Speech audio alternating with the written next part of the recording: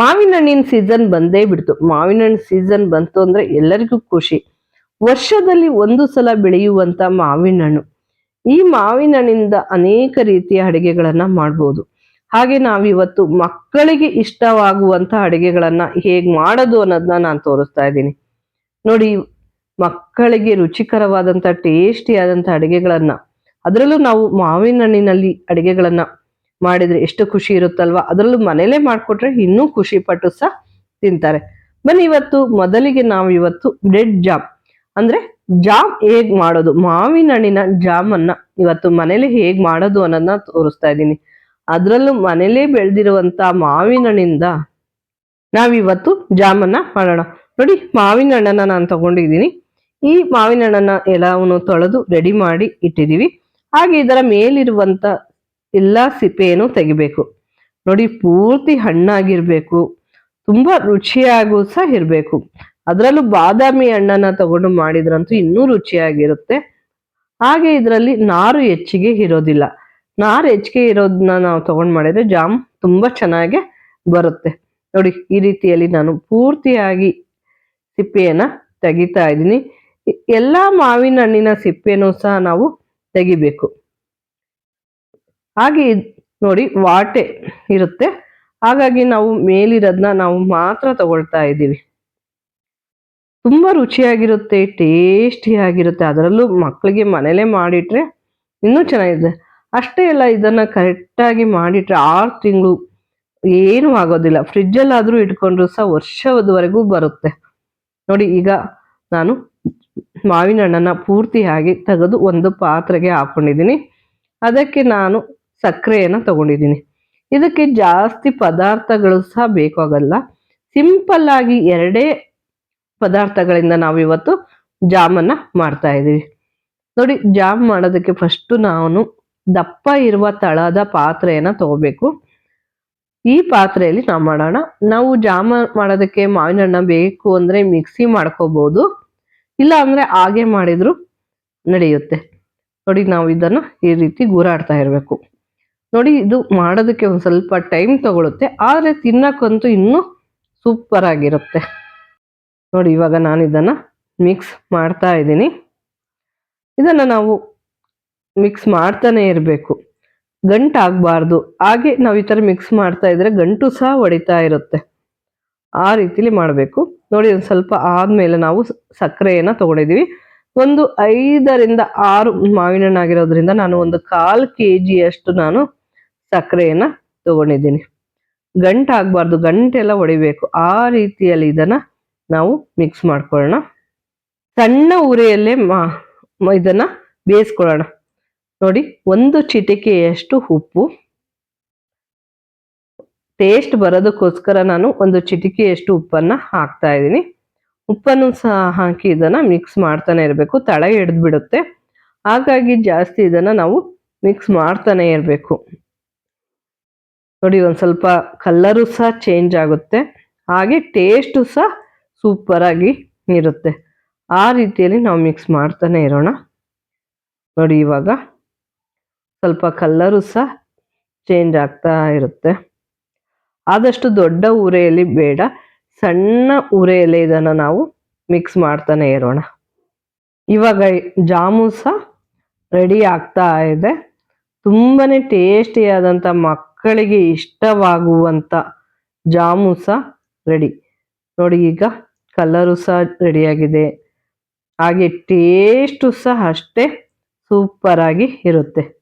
ನೋಡಿ, ಹೊರಗಡೆ ಹೋಗಿ ಮಕ್ಕಳಿಗೆ ತಂದು ತಿನ್ಸೋದ್ಕಿಂತ ಅಟ್ಲೀಸ್ಟ್ ಮಾವಿನ ಹಣ್ಣಿನ ಸೀಸನ್ ಅಲ್ಲಿ ತಂದು ಕೊಟ್ಟರು ಸಹ ಚೆನ್ನಾಗಿರುತ್ತೆ. ನೋಡಿ, ನೀವು ಸ್ವಲ್ಪ ನೀರಿಗೆ ಹಾಕಿದ್ರೆ ಅಂಟಬಾರ್ದು, ಸ್ವಲ್ಪ ತೇಲ್ತಾ ಇರಬೇಕು, ಅವಾಗ ಜಾಮ್ ರೆಡಿ ಆಗಿದೆ ಅಂತ.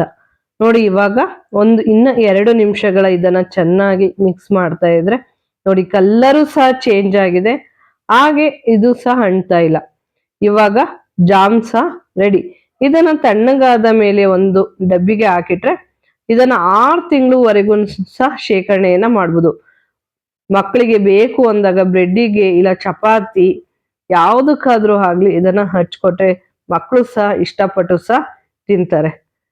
ಇವಾಗ ಮನೇಲೆ ಮಾಡಿರುವಂತ ಸೂಪರ್ ಆಗಿರುವಂತ ಟೇಸ್ಟಿ ಆದಂತ ಜಾಮ್ ಇವಾಗ ರೆಡಿ ಆಗಿದೆ. ಇದು ಪೂರ್ತಿ ತಣ್ಣಗಾದ ಮೇಲೆ ಇದನ್ನ ನಾವು ಒಂದು ಡಬ್ಬಿಗೆ ಹಾಕಿಡೋಣ. ಬ್ರೆಡ್ಡಿಗಾಗಿರ್ಬೋದು, ಚಪಾತಿಗೆ ಆಗಿರ್ಬೋದು, ಜಾಮನ್ನ ಹಚ್ಕೊಂಡು ತಿಂದ್ರೆ ತುಂಬಾನೇ ಟೇಸ್ಟ್ ಆಗಿರುತ್ತೆ. ಅಷ್ಟೇ ಅಲ್ಲ, ಮನೇಲೇ ಮಾಡಿರುವಂತ ಜಾಮ್ ಇನ್ನು ಟೇಸ್ಟಿ, ಆರೋಗ್ಯಕ್ಕೂ ಸಹ ತುಂಬಾ ಒಳ್ಳೇದು. ಈಗ ಬ್ರೆಡ್ಡಿಗೆ ಹಚ್ಕೊಂಡು ತಿಂದಿವಿ, ಬ್ರೆಡ್ ಜಾಮ್ ಇವಾಗ ರೆಡಿ. ನೋಡಿ, ತುಂಬಾ ರುಚಿಕರವಾದಂತ ಟೇಸ್ಟಿ ಆದಂತ ಬ್ರೆಡ್ ಜಾಮ್ ಇವಾಗ ರೆಡಿ ಆಗಿದೆ. ನೆಕ್ಸ್ಟ್ ಎರಡನೆಯ ರೆಸಿಪಿ ಐಸ್ ಕ್ರೀಮ್. ಅದರಲ್ಲೂ ಮಾವಿನ ಹಣ್ಣಿನ ಐಸ್ ಕ್ರೀಮ್ ಅಂದ್ರೆ ತುಂಬಾನೇ ರುಚಿ ಅಲ್ವಾ. ಬನ್ನಿ ಇವಾಗ ಮಾವಿನ ಹಣ್ಣಿನ ಐಸ್ ಕ್ರೀಮ್ ಎರಡನೆಯ ರೆಸಿಪಿ. ಮಕ್ಕಳಿಗಂತೂ ಐಸ್ ಕ್ರೀಮ್ ಅಂದ್ರೆ ತುಂಬಾನೇ ಇಷ್ಟ. ಅದರಲ್ಲೂ ಮನೇಲೆ ಮಾವಿನ ಹಣ್ಣಿನ ಐಸ್ ಕ್ರೀಮ್ ಮಾಡಿಕೊಟ್ರೆ ಇನ್ನೂ ಇಷ್ಟಪಟ್ಟು ಸಹ ತಿಂತಾರೆ. ತುಂಬಾನೇ ರುಚಿಯಾದಂತ ಟೇಸ್ಟಿ ಆದಂತ ಐಸ್ ಕ್ರೀಮ್ ಈಗ ಮನೇಲೆ ಹೇಗ್ ಮಾಡೋದು ಅಂತ ನೋಡೋಣ ಬನ್ನಿ. ಇವಾಗ ಐಸ್ ಕ್ರೀಮ್ ಮಾಡೋದಕ್ಕೆ ಹೆಚ್ಚಿಗೆ ಸಾಮಗ್ರಿಗಳು ಏನು ಬೇಕಾಗಲ್ಲ. ಮನೇಲೆ ಇರುವ ಸಾಮಗ್ರಿಗಳಿಂದ ನಾವು ಸಿಂಪಲ್ ಆಗಿ ಐಸ್ ಕ್ರೀಮ್ ಅನ್ನ ಹೇಗ್ ಮಾಡೋದು ಅನ್ನೋದನ್ನ ನಾನು ತೋರಿಸ್ಕೊಡ್ತಾ ಇದ್ದೀನಿ. ಬನ್ನಿ ಇವಾಗ ಐಸ್ ಕ್ರೀಮ್ ಅನ್ನ ಹೇಗ್ ಮಾಡೋದು ಅಂತ ನೋಡೋಣ. ಫಸ್ಟ್ ನಾನು 4 ಮಾವಿನ ಹಣ್ಣನ್ನ ತಗೊಂಡಿದ್ದೀನಿ. ತುಂಬಾ ರುಚಿಯಾದ ಟೇಸ್ಟಿ ಆದಂತ ಮಾವಿನ ಹಣ್ಣು. ಫಸ್ಟ್ ಮಾವಿನ ಹಣ್ಣನ್ನ ತೊಳೆದು ನಾವು ಅದರ ಮೇಲಿರುವಂತ ಸಿಪ್ಪೆನೆಲ್ಲ ತೆಗೆಯೋಣ. ಸಿಂಪಲ್ ಆಗಿ ಬೇಗನೆ ಮಾಡ್ಬೋದು. ಮಕ್ಕಳಿಗೂ ಸಹ ಮನೇಲೆ ಐಸ್ ಕ್ರೀಮ್ ತಿಂದಂಗೂ ಆಗಿರ್ಬೇಕು. ನೋಡಿ, ಇವಾಗ ನಾನು ಮೇಲಿರುವಂತ ಸಿಪ್ಪೆನೆಲ್ಲ ತೆಗೆದು ಒಳಭಾಗದಲ್ಲಿರುವ ಹಣ್ಣನ್ನ ನಾವು ತೆಗೆಯೋಣ. ನೋಡಿ, ತುಂಬಾ ರುಚಿಯಾಗಿರುತ್ತೆ. ಅದರಲ್ಲೂ ಸ್ವೀಟ್ ಇರೋ ಹಣ್ಣನ್ನ ನಾವು ತಗೊಂಡು ಐಸ್ ಕ್ರೀಮ್ ಮಾಡಿದ್ರೆ ಇನ್ನೂ ಚೆನ್ನಾಗಿರುತ್ತೆ.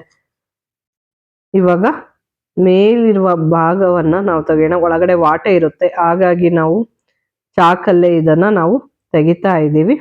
ಎಲ್ಲನೂ ಸಹ 4 ಹಣ್ಣುಗಳನ್ನು ಸಹ ನಾವು ಇದೇ ರೀತಿಯಲ್ಲಿ ತೆಗಿಬೇಕು.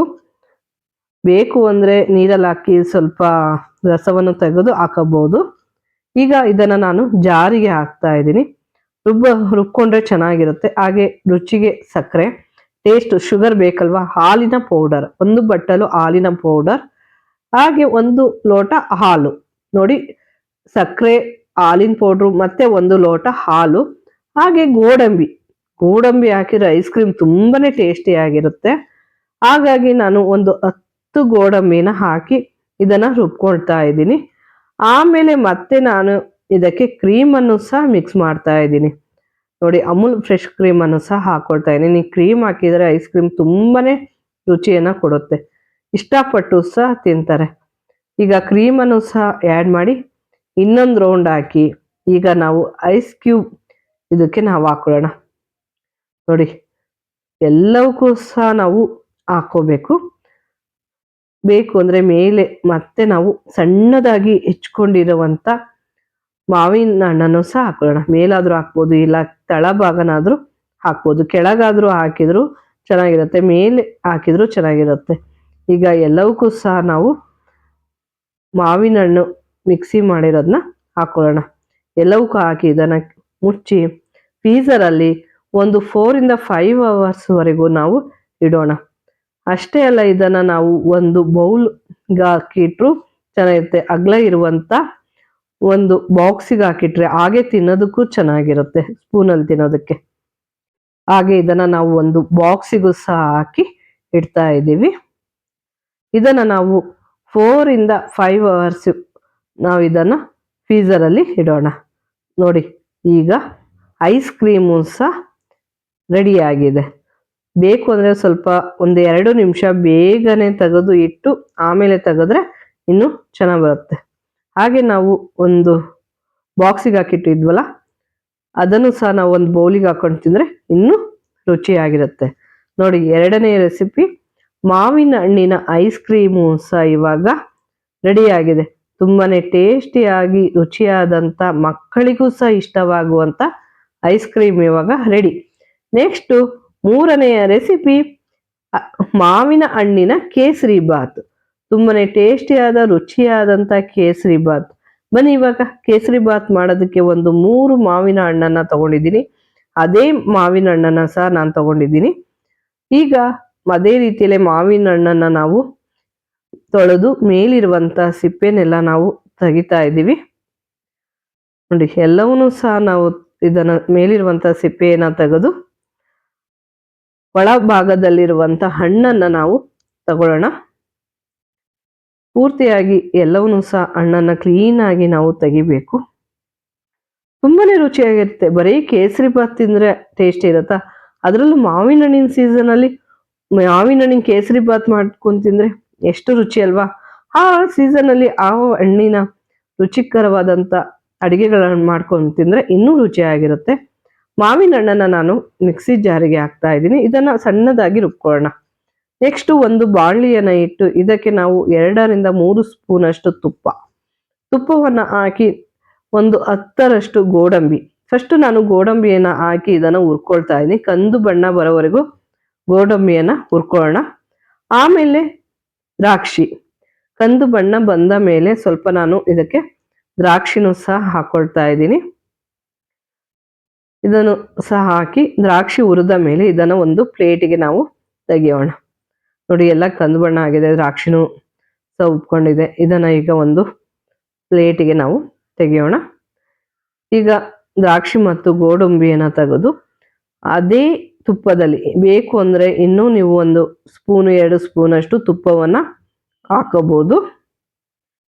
ನೋಡಿ, ಇವಾಗ ನಾನು ಒಂದು 3/4 ಬಟ್ಲಷ್ಟು ನಾನು ರವೆಯನ್ನ ತಗೊಂಡಿದ್ದೀನಿ, ಚಿರೋಟಿ ರವೆಯನ್ನ. ಅದನ್ನು ಸಹ ನಾನು ತುಪ್ಪದಲ್ಲೇ ಹುರ್ಕೊಳ್ತಾ ಇದ್ದೀನಿ.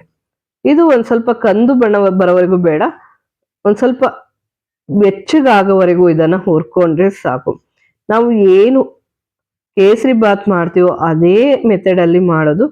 ಕೊನೆಗೆ ಒಂದ್ ಸ್ವಲ್ಪ ನಾವು ಮಾವಿನ ಹಣ್ಣಿನ ರುಬ್ಬಿರೋದನ್ನ ಹಾಕೊಂಡ್ರೆ ಮಾವಿನ ಹಣ್ಣಿನ ಕೇಸರಿ ಬಾತ್ ರೆಡಿ ಆದಂಗೆ. ನೆಕ್ಸ್ಟ್ ಒಂದು ಪಾತ್ರೆಯನ್ನು ತಗೊಂಡು ನಾನು 3/4 ಲೋಟದಷ್ಟು ನೀರು, 1 ಲೋಟದಷ್ಟು ನಾನು ಹಾಲನ್ನ ಹಾಕೊಳ್ತಾ ಇದ್ದೀನಿ. ಹಾಲು ಮತ್ತು ನೀರು ಚೆನ್ನಾಗಿ ಕಾದ ಮೇಲೆ ಇದಕ್ಕೆ ನಾನು ನೆಕ್ಸ್ಟ್ ಮತ್ತು ಅದೇ ಬಾಣಲಿಯನ್ನ ಇಟ್ಟು ರವೆ ಹುರಿದಿದ್ವಲ್ಲ ಅದಕ್ಕೆ ನಾನು 1 ಬಟ್ಲು ಸಕ್ಕರೆ, ನಾನು ರವೆಯನ್ನ ತಗೊಂಡಿದ್ದೀನಿ. ಹಾಗೆ ಮಾವಿನ ಹಣ್ಣು ಸ್ವಲ್ಪ ಸ್ವೀಟ್ ಇರೋದ್ರಿಂದ ನಾನು ಸ್ವಲ್ಪ ಸಕ್ಕರೆಯನ್ನ ಕಡಿಮೆನೇ ಹಾಕ್ತಾ ಇದ್ದೀನಿ. ಹಾಲು ಮತ್ತು ನೀರು ಚೆನ್ನಾಗಿ ಕಾದಿರೋದನ್ನ ನಾನು ಹಾಕಿ ಮಿಕ್ಸ್ ಮಾಡ್ಕೊಳ್ಳೋಣ. ಗಂಟು ಆಗದೆ ಇರುವ ರೀತಿಯಲ್ಲಿ ಇದನ್ನ ಮಿಕ್ಸ್ ಮಾಡಬೇಕು. ನೋಡಿ, ಈಗ ಮಾವಿನ ಹಣ್ಣಿನ ಕೇಸರಿ ಬಾತು ಅಂದ್ರೆ ಕೇಸರಿ ಬಣ್ಣದ ಅವಶ್ಯಕತೆ ಇರೋದಿಲ್ಲ. ಇದಕ್ಕೆ ಒಂದ್ ಸ್ವಲ್ಪ ಏಲಕ್ಕಿ ಲವಂಗ ಪುಡಿ ಹಾಕಿದ್ರೆ ಇನ್ನೂ ಚೆನ್ನಾಗಿರುತ್ತೆ. ಹಾಗೆ ಮಾವಿನ ಹಣ್ಣು ರುಬ್ಬಿರೋದನ್ನು ಸಹ ನಾನು ಇವಾಗ ಹಾಕ್ತಾ ಇದ್ದೀನಿ. ಕೇಸರಿ ಬಣ್ಣದ ಅವಶ್ಯಕತೆನೇ ಇಲ್ಲ, ಯಾಕೊತ್ತಾ? ಮಾವಿನ ಹಣ್ಣು ಅದೇ ಕಲರ್ ಇರೋದ್ರಿಂದ ಕೇಸರಿ ಬಣ್ಣ ಬೇಕಾಗೋದಿಲ್ಲ. ನೋಡಿ, ಇವಾಗ ಕೇಸರಿ ಬಾತು ಸಹ ಇವಾಗ ರೆಡಿ ಆಗ್ತಾ ಇದೆ. ತುಂಬಾನೇ ರುಚಿಯಾದ ಟೇಸ್ಟಿ ಆದಂತ ಮಕ್ಕಳಿಗೆ ಇಷ್ಟವಾಗುವಂತ 3 ರೆಸಿಪಿಗಳು, ಅದರಲ್ಲೂ ಮಾವಿನ ಹಣ್ಣಿನ ರೆಸಿಪಿಗಳು ಸಹ ಇವಾಗ ರೆಡಿ ಆಗ್ತಾ ಇದೆ. ಹಾಗೆ ನಮ್ಮ ಚಾನಲ್ ಅನ್ನ ಯಾರು ಸಬ್ಸ್ಕ್ರೈಬ್ ಮಾಡಿಲ್ಲೋ ಸಬ್ಸ್ಕ್ರೈಬ್ ಮಾಡಿ, ಇಷ್ಟವಾದ್ರೆ ಒಂದು ಲೈಕ್ ಕೊಡಿ, ಕಮೆಂಟ್ ಮಾಡಿ, ಶೇರ್ ಮಾಡಿ. ನೋಡಿ, ಇವಾಗ ಕೇಸರಿ ಬಾತು ಸಹ ರೆಡಿ ಆಗಿದೆ. ಇದಕ್ಕೆ ನಾವು ದ್ರಾಕ್ಷಿ ಗೋಡಂಬಿ ಏನು ತುಪ್ಪದಲ್ಲಿ ಹುರಿದಿಟ್ಕೊಂಡಿದ್ವು ಅದನ್ನು ಸಹ ನಾವು ಇವಾಗ ಸೇರಿಸ್ತಾ ಇದ್ದೀವಿ. ಇವಾಗ ಕೇಸರಿ ಬಾತ್ ರೆಡಿ.